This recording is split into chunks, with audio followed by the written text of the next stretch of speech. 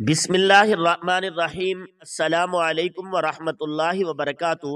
شعبان کی 15ویں بابرکت رات میں رحمت الہی اپنے پورے عروج پر ہوتی ہے اور اپنے گناہ گار بندوں کی بخشش و مغفرت کے لیے بے قرار ہوتی ہے، لہذا اس رات میں قیام کرنا، کثرت سے تلاوت قرآن کرنا، ذکر و عبادت اور دعا کرنا مستحب ہے، اور یہ اعمال احادیث مبارکہ اور سلف الصالحین کے عمل سے ثابت ہے۔ اس رات ان گنت لوگوں کی بخشش ہوتی ہے، لیکن کچھ بدبخت اور گناہ گار ایسے بھی ہیں کہ جن کے گناہوں کی اس رات بھی بخشش نہیں ہوتی۔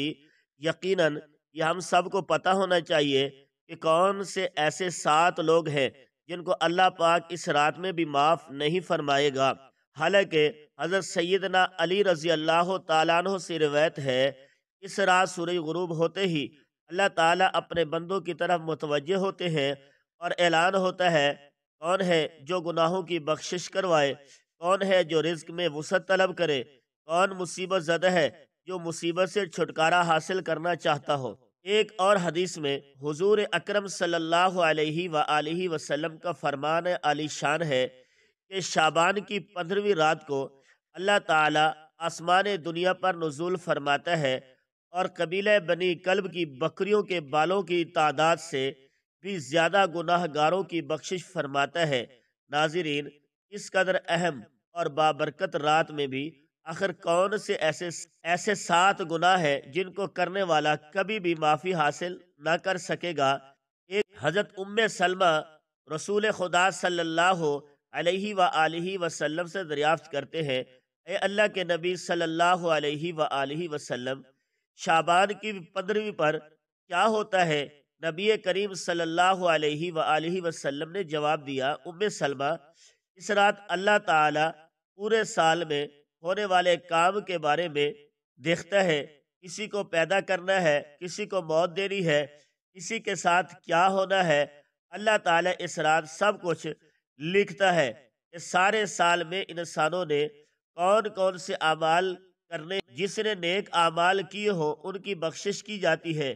شب برات والی رات اللہ تعالیٰ انسانوں کا رزق لکھتا ہے کہ میں نے کسی انسان کو کس طرح اور کتنا رزق عطا کرنا ہے۔ حضرت عطا بن یسار فرماتے ہیں کہ شعبان کی 15ویں رات اللہ تعالیٰ روح کو قبض کرنے والے فرشتوں کے ہاتھ میں پورے سال کی فہرست تھما دیتے ہیں کہ کس انسان کو کس مقام پر اس کی جان لینی ہے۔ ملک الموت اللہ تعالیٰ کے حکم کی تعمیل کرتے ہوئے انسان کی روح قبض کرتا ہے۔ ہر انسان کام میں مصروف ہوتا ہے، کسی کی خوشی کے موقع پر موت لکھی ہوتی ہے تو کسی کے غم کے دوران ہی روح قبض کر لی جاتی ہے، اور کسی کی تکلیف کو برداشت کرتے ہوئے موت لکھی ہوتی ہے تو اس کو تکلیفیں پہنچا کر اس کی روح کو قبض کر لیا جاتا ہے۔ حضرت عثمان بن محمد فرماتے ہیں کہ نبی اکرم صلی اللہ علیہ وآلہ وسلم کا فرمان ہے کہ اللہ تعالیٰ انسان کی عمر ایک شب برات سے دوسری شب برات تک مقرر کرتا ہے۔ انسانوں کی شادیاں ہوتی ہیں، ان کے بچے ہوتے ہیں، انسان کے ذہن و خیال میں یہ بات نہیں ہوتی کہ اللہ تعالیٰ نے ان کا نام لکھ کر ملک الموت کے ہاتھ میں تھما دیا ہے۔ نبی اکرم صلی اللہ علیہ وآلہ وسلم کا فرمان ہے کہ شعبان کے مہینے کی 15ویں رات پر انسان کی فہرست تیار کر کے ملک الموت کے ہاتھوں میں دے دی جاتی ہے کہ کس طرح موت اس سال ہونی ہے اور کس مقام پر اس کی روح کو قبض کرنا ہے۔ اللہ تعالیٰ ملک الموت کے حوالے یہ لسٹ کر دیتا ہے۔ حضرت ابو ہریرہ رضی اللہ تعالیٰ عنہ نے ایک حدیث کو اس طرح سے بیان کرتے ہوئے نبی اکرم صلی اللہ علیہ وآلہ وسلم کا فرمان علی شان ہے کہ شب برات کی رات اللہ تعالیٰ کے حکم کی تعمیل کرتے ہوئے جبرائیل میرے پاس تشریف لائے اور فرمایا، اللہ کے نبی صلی اللہ علیہ وآلہ وسلم، اپنے سر مبارک کو آسمان کی طرف اٹھائیے۔ میں نے جبرائیل سے پوچھا، اے جبرائیل، یہ کون سی رات ہے؟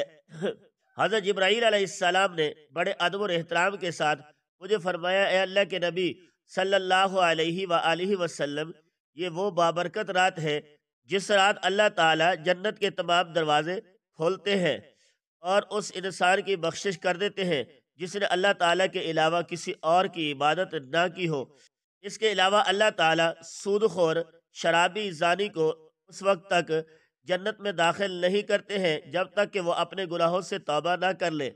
جب رات کا چوتھائی حصہ ختم ہو گیا تو جبرائیل پھر میرے پاس آ گئے اور فرمانے لگے، اے اللہ کے نبی صلی اللہ علیہ وآلہ وسلم، تم اپنا سر مبارک کو آسمان کی طرف اٹھائیے گا۔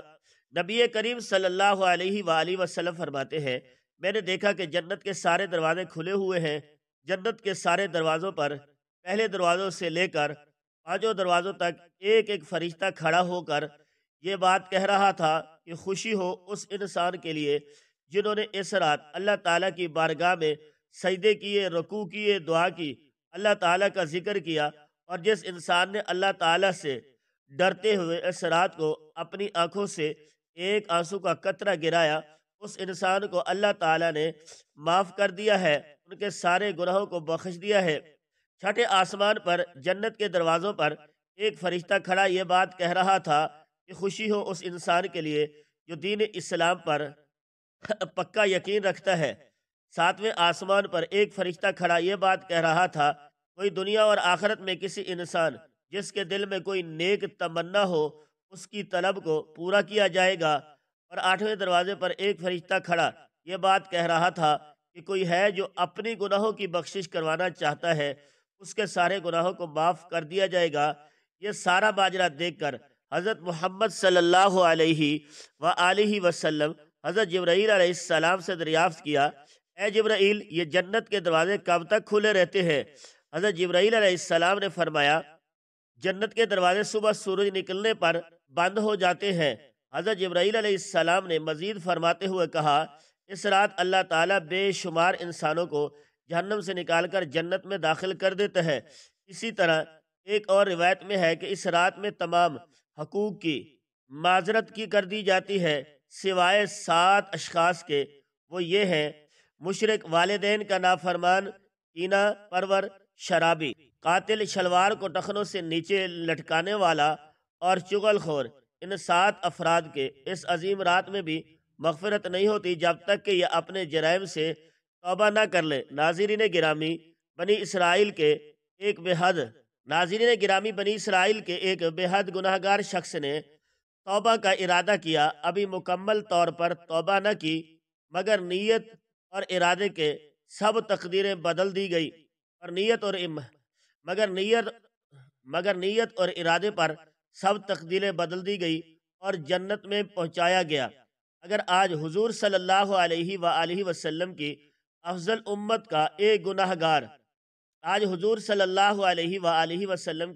امت کا ایک گناہ گار اور سرکش شخص توبہ کرے تو کیا اس کی تقدیر نہیں بدل سکے گی؟ بالخصوص شب برات کا تو اور افضل مقام ہے، جہاں حضور صلی اللہ علیہ وآلہ وسلم کے ارشادی گرامی کے روح اپنے رب سے گناہوں کی معافی مانگنا اور عوض کرنا، اپنے رب سے آئندہ گناہوں سے سچی توبہ کرنا۔ شب برات ہمیں اس عمل کی طرف دعوت دے رہی ہے کہ اس رات محاسبہ نفس، توبہ، تجدید عہد کے ذریعے دنیاوی اور اخروی فلاح کا سامان تیار کریں۔ اللہ تعالیٰ سے دعا ہے کہ اللہ تعالیٰ ہم کو نیک کام کرنے کی توفیق عطا فرمائے۔